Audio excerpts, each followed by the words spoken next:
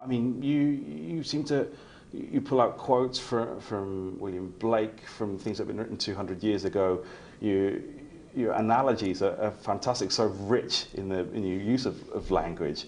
I mean, what's the process that goes behind that? Is it something that naturally just flows out of the fingers? Is it something that you give a lot of deliberation to? How does it work?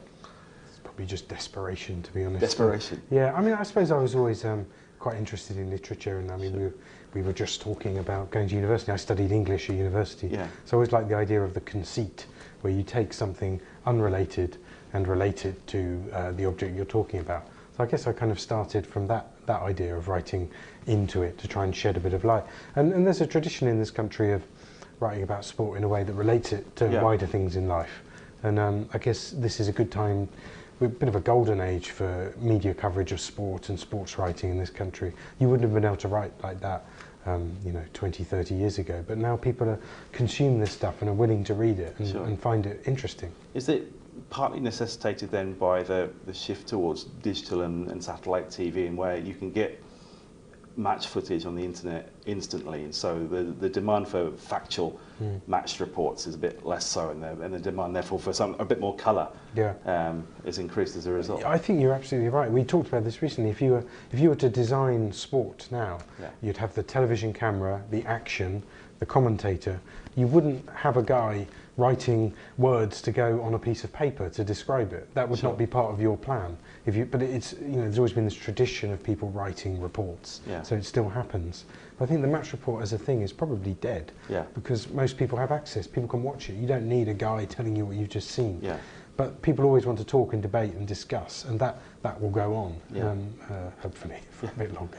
I mean, within your articles, you get a real grasp, looking at it from the outside, as we do in Japan, of how football is sort of embedded in the cultural fabric of the country, how it links to people's values, to literature and to art and things like that. Is that something that you're generally conscious of? Yeah, it's something quite unique in this country as well, the way clubs in particular are really embedded in the country and a part of the city, part of the community. And part of the thing with football's incredible success in the last 20 years is trying to preserve that and to always remember that that's the kind of bedrock of the game. I mean, on a more minor front, we recently had this campaign here to try and save Millwall Football Club's ground from developers. And part of that was the assumption that having a ground in its community with supporters nearby is part of the fabric of the society, and that's a good thing in itself, and you protect it. And to a lot of people that's news. Football is this entertainment product now. Why should it be connected like an industrial thing to the land? And I think The Guardian, as a kind of left-leaning paper, does instinctively feel that.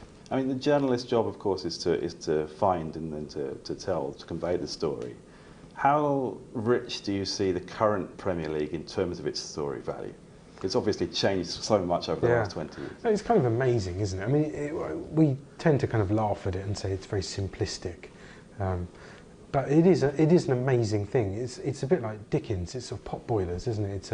It's the public soap opera, and the idea of Jose Mourinho as this huge, evil, cackling character who, he's been beaten again, and people rejoice, and people feel genuine hatred for him or genuine, love or whatever it is, and the contrast between him and Guardiola, the history we know about. It's a fantastic story because it feeds into all these different elements, like a way of seeing the world. Guardiola as this romantic, Mourinho as a pragmatist.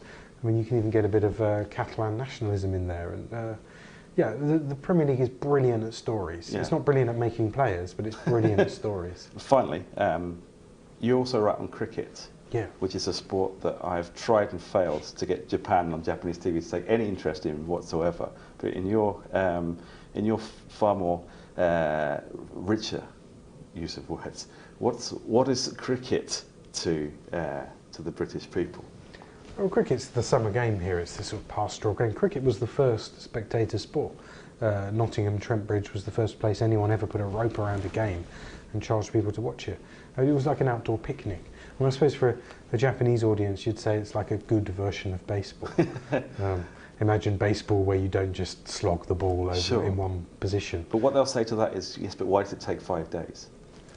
5 excellent days. Isn't it better to have 5 rather than 1? Yeah. 上田さん、インタビューの中でディケンズという名前が出てきましたけれども、チャールズ・ディケンスはい、ですね。すみません、存じ上げず。19世紀英国文学を代表する、ものだと思いますけれども、彼の小説とか彼の物語、どういうものかというと、すごくウィットの飛んだ書き方がありましたし、ですごく彼登場人物、そのキャラを引き立てるのが得意だったね。なんかみんな、よく、覚えるキャラクターを作るのが、得意だったんですね。でそれはなぜかというと、すごく社会を観察するのが得意でしたよね。ですから社会の現象はもちろんのこと、社会にいる人物を観察して、ちょっとなんか読者にとって、共感できる、人物もそうだけど、周りにいそうな人も、その作品に入れて、ちょっと極端にまでちょっと、強調するのかもしれませんけど、読者にとっているね、こんな人。っていうのを作るのが得意でしたね。でそれにはちょっとウィットの飛んだ書き方もして、これまであんまり小説を読まなかったそうでもすごく人気が集めた。ですから、あの時のワーキングクラスあんまり文字読める人、そんなに多くなかったんですね。ですけどもすごく、新聞に、一章ずつ、その小説を載せることによって興味を持つ人が増えて、で読めない人でもちょっとお金払って、読んでくれる人が金払って読み上げてもらったという習慣もありましたね。なるほどですね。英国文学が、彼の人気によって結構いろんな層に広まったんですね。